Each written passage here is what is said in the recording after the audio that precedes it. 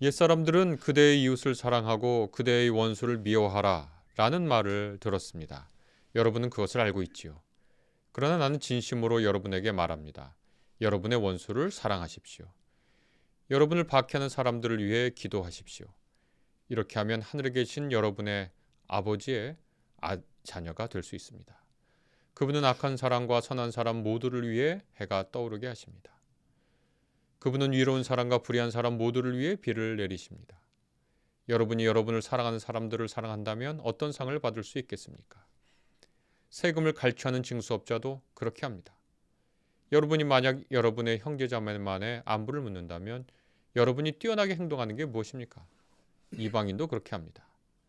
그러니 하늘에 계신 여러분의 아버지가 온전하신 분이듯 여러분도 온전한 사람이 되어야 합니다. 아멘.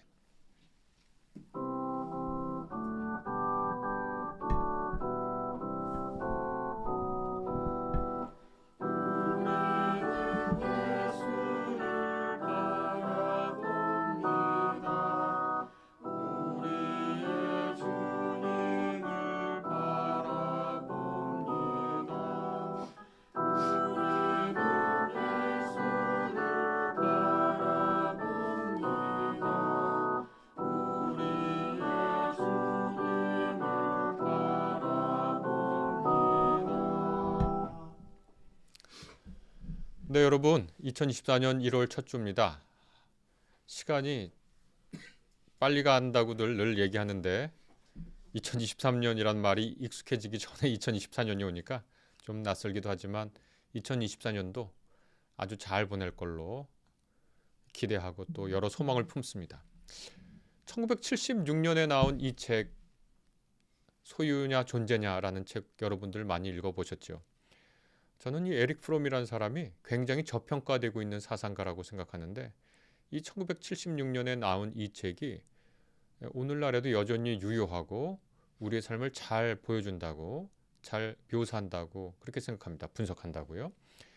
이 책의 서문에 보면 산업시대 이후 자연의 지배, 물질의 풍요, 최대 다수의 최대 행복, 개인의 무제한적인 자유에 대한 약속, 이것이 인류의 희망과 믿음의 토대였다고 이 책은 분석합니다. 정말 그런 것 같아요. 자연을 지배한다는 건 이제 일종의 인간의 이득 혹은 인간의 욕망을 구현하기 위해서 자연을 개발하는 것을 전혀 주저하지 않죠. 그리고 인간의 욕망과 인간의 필요를 물질적 풍요에서 대부분 찾습니다. 그리고 거기에 작용하는 윤리와 정의는 최대 다수의 최대 행복으로 공리주의죠. 이걸로 요약되죠. 그러나 이 책은 이렇게 얘기합니다. 행복은 욕망의 무제한적인 충족에서 오는 것이 아니다. 네, 그렇습니다. 우리가 살다 보면 우리의 욕망이 무제한적으로 충족된다고 해서 거기서 행복한 것이 아니죠. 우리가 우리 삶을 볼 때 우리의 식욕을 무제한적으로 충족한다고 해서 거기서 우리 삶이 건강해지는 것도 아니고 우리가 기쁜 것도 아닙니다. 우리는 절제와 절식, 오히려 건강한 우리의 욕망 자체를 길들이고 조절함으로써 우리가 행복해질 수 있다고 알고 있습니다. 또 이 책은 더 많이 소유할수록 더 탐욕스러운 현상이 발생했다고 지적합니다. 그렇죠. 우리가 더 많이 소유할수록 더 행복해진 게 아니라 더 탐욕스러워졌습니다. 휴대전화 예를 들어도 좋겠는데요. 우리가 맨 처음에 이 휴대전화가 나왔을 때 진짜 편리했죠. 공중전화 앞에서 더 이상 줄 쓸 필요도 없었고 이제 어느 때나 내가 전화하고 싶은 사람에게 전화할 수 있게 됐죠. 그런데 휴대전화가 점점 발전할수록 우리는 더 좋은 사양을 욕망하게 됐고 이미 플래그십이라고 하는 어떤 스마트폰을 사게 되면 그 다음에 다운그레이드 하기가 굉장히 어려워졌습니다. 자동차하고 집은 늘 사람들이 어떻게 얘기하냐면 어떤 차를 사게 되면 그 다음 차는 그거보다 낮은 등급의 차를 살 수가 없다라고 얘기를 합니다. 집도 어느 정도 이상의 집을 사게 되면 그 이하의 집을 거주하게 될 수 없다라고 얘기하죠. 더 많이 소유할수록 더 행복해진 것 같은데 오히려 더 많이 소유할수록 더 탐욕스러워졌고요. 더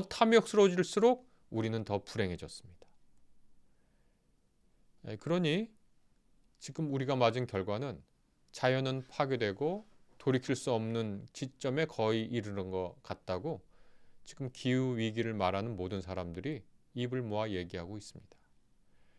인간은 병들었습니다.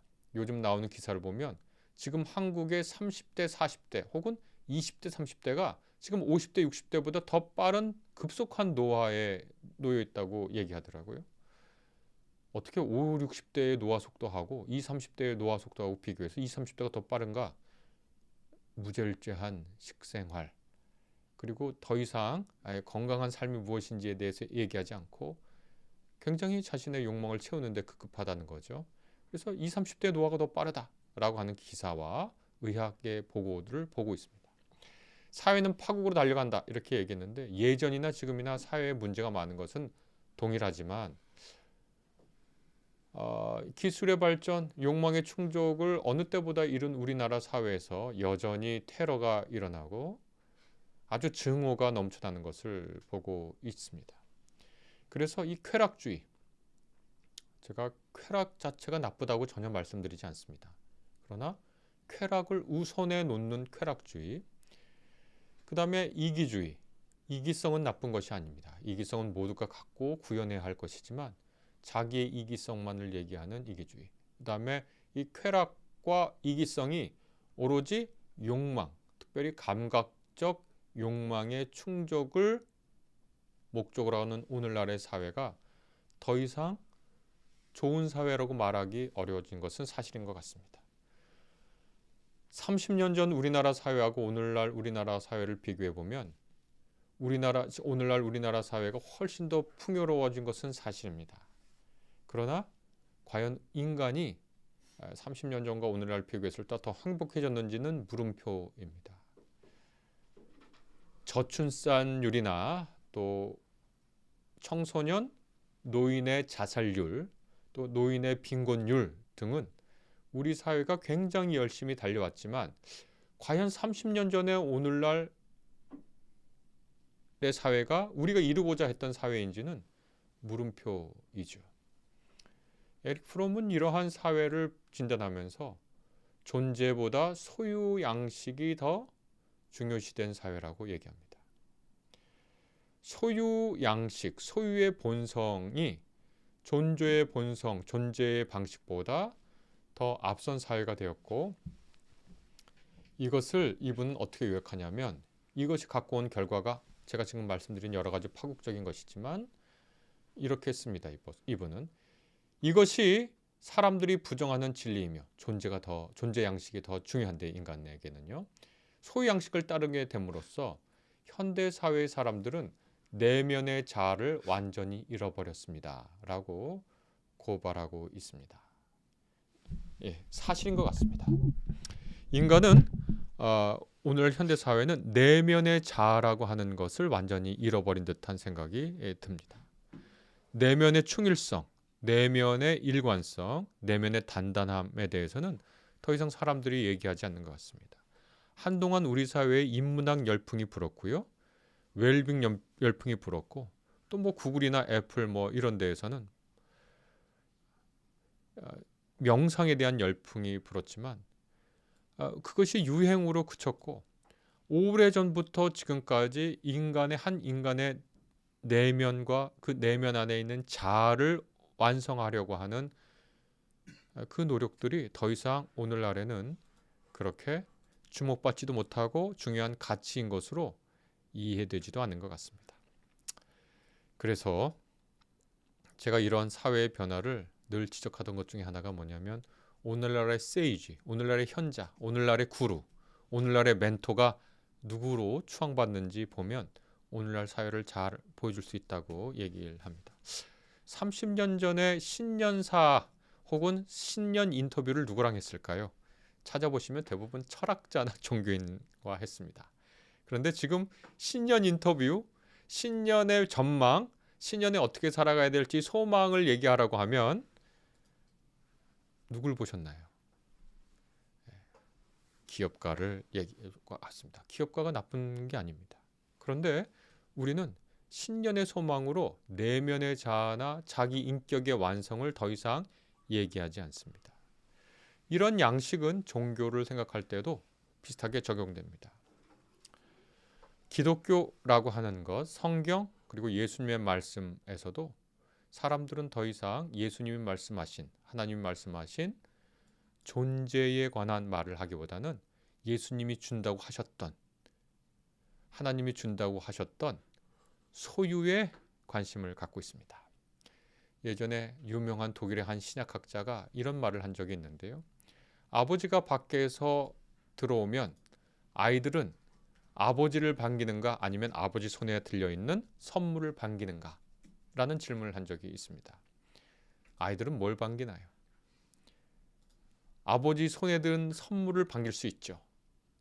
그러나 그 선물을 주시는 아버지가 자기에게 귀중한 존재이고 선물을 즐기지만 이 선물 배후에 있는 아버지를 생각하는 것이 중요한 것이겠죠. 기독교는 여러 가지 선물을 사람들에게 약속합니다. 그러나 기독교나 하나님, 기독교의 하나님, 그 다음에 예수께서 말씀하시는 것은 그 선물을 주시는 분, 그리고 그 선물을 통해서 무엇을 아버지가 자식들에게 전달하고자 하는지를 깨달아야죠. 아버지는 왜 자식에게 선물을 줍니까? 잘 살라는 거죠. 행복하게 살라는 것이고 더 궁극적으로는 이렇게 선물을 주는 아버지를 기억하고 아버지가 어떤 인간이 되기를 원하는지를 기억하라는 것이겠죠. 새해에 저는 독일어 빌둥이라고 하는 말을 다시 한번 생각해 보았습니다. 독일어 빌둥은 우리말로는 흔히 교양이라고도 번역되고 도야라고도 번역됩니다. 이 빌둥의 어간인 빌트는 영어의 이미지와 같은 뜻입니다. 그림이라는 뜻이고 형상이라는 뜻입니다. 이 빌둥, 빌트를 이루는 것, 그러니까 형상 또 어떤 이미지를 이루는 것이 바로 교양이고 도야입니다. 한마디로 교양의 핵심에는 형상을 이루어가는 것이 있습니다.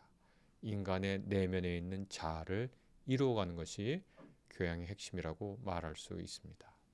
우리가 이루어야 할 자아는 무엇일까요? 형상은 무엇일까요? 그것은 성경의 처음부터 끝까지 꿰뚫고 있는 두 단어에 담겨 있습니다. 하나는 젤렘이라고 하는 히브리어인데요. 이것은 오늘 우리가 읽은 창세기 1장 26절에 있습니다. 하나님께서 우리의 젤렘을 따라서 사람을 만들자. 인간은 곧 하나님의 형상에 따라 창조된 존재이기 때문에 인간의 궁극적 목표는 바로 이 젤렘을 자기 삶에서 구현하는 것입니다. 조각가가 어떤 형상을 머릿속에 두고 대리석을 파 내려가듯 소조하는 사람이 찰흙을 가지고 자기가 생각하는 형상을 형성해 나가듯 사람은 하나님의 주신 형상을 자기의 온 생애를 통해 구현합니다. 조형합니다. 이것이 기독교인이 평생에 걸쳐서 해야 할 그의 업무이고 바로 이것이 우리를 가장 깊은 행복과 가장 깊은 인간성으로 이끌어갑니다. 창세기 9장 6절에는 이런 구절이 있는데 역시 젤렘이라는 단어가 사용됐습니다. 사람은 하나님의 형상대로 지음을 받았으니 누구든지 사람을 죽인 자는 죽임을 당할 것이다. 이렇게 되어 있는데요. 이것은 존엄과 평등을 동시에 말하고 있는 것입니다. 존엄은 무엇인가? 사람은 함부로 대해서는 안 된다. 누군가의 목적을 이루기 위한 수단으로 취급돼서는 안 된다라고 하는 인간의 존엄성에 대한 말이고요. 동시에 누구든지 하나님의 형상인 사람을 죽인 자는 죽임을 당할 것이다 라고 하는 이 동해보복의 배후에는 노예를 죽이면 돈을 얼마 주면 되고 나귀를 죽이면 누군가의 노예를 죽이면 돈을 얼마 주면 배상되고 누군가의 나귀를 죽이면 실수로나 고의로나 어느 정도의 돈을 주면 된다라고 하는 고대 근동의 법전에 도전하는 겁니다. 노예라도 사람의 목숨은 하나님의 형상대로 되어 있으니까 평등합니다. 함무라비 법전과 이 십계명이나 구약성서를 비교해 보면 그것이 아주 극명하게 나오거든요. 함무라비 법전은 사람의 등급을 나눕니다. 자유인, 노예 이렇게 나누는데 여자 노예, 남자 노예. 구약 성서는 하나님의 젤렘으로 지음받은 사람은 모든 사람이 다 존엄하고 그래서 평등하다고 얘기합니다. 우리는 기독교인이라고 하는 사람들은 하나님께서 우리에게 구원을 주신다고 할 때 그 구원을 받는 선물로 생각하기 쉽지만 구약의 말씀, 하나님의 말씀을 통해서 우리의 삶을, 우리의 인격을, 우리의 인생 전체를 하나님의 젤렘으로 구현해 나가는데 우리의 구원이 있습니다. 형상을 구현하는 것이 우리의 구원입니다. 신약 성경에도 이러한 구절은 이어집니다. 골로새서 1장 15절, 고린도 후서 4장 4절에 보면 이런 얘기가 있습니다. 그 아들은 곧 예수죠. 예수는 보이지 않는 하나님의 에이콘이다. 이렇게 되어 있습니다. 구약에서는 젤렘이라고 하고 신약에서는 에이콘, 아이콘이라고 하는 말의 어원이죠. 아들이 하나님의 형상입니다. 고린도 후서 4장 4절을 이렇게 얘기합니다. 하나님의 형상이신 그리스도의 영광을 선포하는 이렇게 되어 있습니다. 그리스도는 하나님의 형상입니다. 어떤 형상이신가? 그분을 하나님을 완전히 보여주시는 형상입니다. 그래서 기독교인은 그리스도의 형상을 그리스도를 닮으려고 노력합니다. 이유는 그리스도가 하나님의 형상을 온전히 보여주신 분이기 때문입니다. 로마서 8장 29절에 봐도 에이콘에 대한 이야기가 되어 있습니다. 하나님께서는 미리 아신 사람들을 택하셔서 자기 아들의 형상과 같은 모습이 되도록 미리 정하셨습니다. 이렇게 바울이 로마 교인들에게 했습니다. 우리 그리스도인들의 평생의 과제가 무엇인가? 하나님의 온전한 형상이신 그리스도의 형상과 같은 모습이 되도록 살아가는 겁니다. 거기에 기독교 가르침의 핵심이 있습니다. 고린도 전서 15장 49절 오늘 우리가 읽은 구절에도요 이렇게 되어 있습니다. 흙으로 빚은 그 사람의 형상을 우리가 입은 것과 같이 우리는 또한 하늘에 속한 그분의 형상을 입을 것입니다. 이것이 일평생에 걸쳐서 우리가 해야 할 노력의 목적입니다. 우리는 그리스도의 형상을 닮으려 살아갑니다. 고린도 후서 3장 18절에는 이 그리스도의 형상을 담는 것이 어떤 결과를 갖고 오는지를 얘기합니다. 주님은 영이십니다. 주님의 영이 계신 곳에는 자유가 있습니다. 우리는 모든 너울을 벗어버리고 주님의 영광을 바라봅니다. 이렇게 해서 우리는 주님과 같은 형상으로 변화하여 점점 더 큰 영광에 이르게 됩니다. 우리의 인격과 우리의 자아가 그리스도의 형상을 닮아서 여기에 쓰인 헬라어를 보면 메타모르프메사 이렇게 되어 있는데 형상이 생긴 꼴이 그와 같이 변화된다는 거죠. 이것이 그리스도인의 사는 목적이고 목표고 그 목표에 도달했을 때 우리가 자유를 얻게 된다고 하는 약속입니다. 골로새서 3장 10절에 이렇게 또 써 있습니다. 새 사람을 입으십시오. 이 새 사람은 자기를 창조하신 분의 형상을 따라 끊임없이 새로워져서 참 지식에 이르게 됩니다. 이렇게 되어 있습니다. 우리가 그리스도의 형상을 입는다는 것은 자유를 얻는다는 것이고 더 나아가서 끊임없이 새롭게 돼서 참된 구원을 주는 지식에 이르게 됩니다. 여러분 한 해 어떤 목표를 세우셨는지요? 저는 2024년 한 해 우리말로는 교양이라고 할 수 있겠고요. 그 다음에 아까도 맨 처음에 독일어에서 말씀드린 것처럼 빌둥이라고 하는 말을 할 수도 있습니다. 하나님이 우리를 그분의 형상대로 빚었다라고 하는 것은 우리가 신의 형상을 갖고 있다는 겁니다. 그래서 우리는 우리의 2024년의 삶을 신처럼 살아가려고 합니다. 하나님처럼 살아가려고 합니다. 하나님처럼 온전해지려고 합니다. 오늘 우리가 읽은 마태복음서 5장 43절에서 48절의 말씀, 우리가 하나님의 자녀가 된다고 하는 것, 그것은 하나님처럼 살아가는 거라고 얘기합니다. 여기에는 사랑이 포함되어 있습니다. 아까 몇몇 덕목을 얘기했죠. 자유, 구원에 이르는 지식, 매일 새로워짐, 성숙해지는 것, 나아가서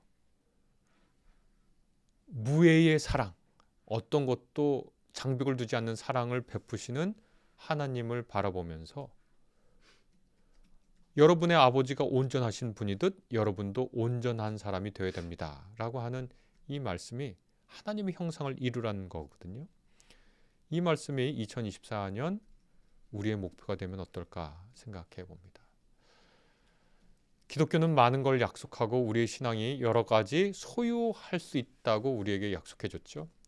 우리에게 아주 유명했던 삼박자 축복이 있죠. 우리 사회에 한동안 얘기했던 가난에서 해방되고 죄에서 해방되고 질병에서 해방된다 라고 하는 복을 얘기했는데, 해방된다고 해서 궁극적으로 어디에 가는 것인가? 아버지가 온전하신 분이듯 여러분도 온전한 사람이 되는 것. 제가 예전에는 여기를 여러분의 아버지가 온근 분이듯 여러분도 온근 사람이 되십시오, 이렇게 번역해 보기도 했습니다. 2024년 하나님의 형상을 닮아가는, 그리스도의 형상을 닮아가는 사람들이 되어봅시다. 이렇게 여러분께 함께 얘기해 봅니다. 오늘 말씀 가운데 들려주시는 하나님의 음성을 묵상하겠습니다.